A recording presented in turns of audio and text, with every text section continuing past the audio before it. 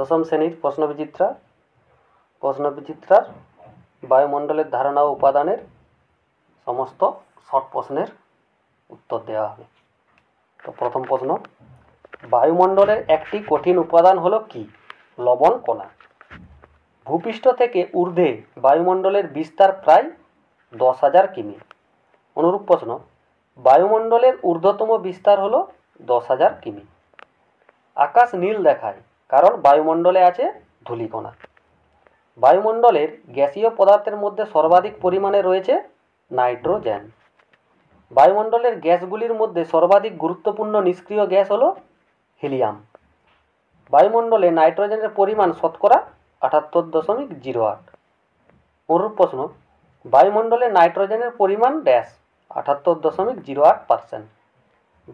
বায়ুমণ্ডলে অক্সিজেনের পরিমাণ 20.9%। পরের দাগের প্রশ্নগুলি, বাতাসে ভাসমান আণুবীক্ষণিক ধূলিকণাকে ড্যাশ বলে? এরোসল বলে। অনুরূপ প্রশ্ন, বায়ুমণ্ডলের বায়বীয় কণাকে ড্যাশ বলে? এরোসল বলে। অনুরূপ প্রশ্ন, বায়ুমণ্ডলের ধূলিকণাকে কি বলা হয়? এরোসল বলা হয়। পরের প্রশ্ন, বাষ্পমোচন দ্বারা ড্যাশ বায়ুতে মেশে? জলীয় বাষ্প বায়ুতে মেশে। আকাশের আসর রং ড্যাশ বেগুনি। বায়ুমণ্ডলের সবচেয়ে হালকা গ্যাসটি হলো ড্যাশ হাইড্রোজেন।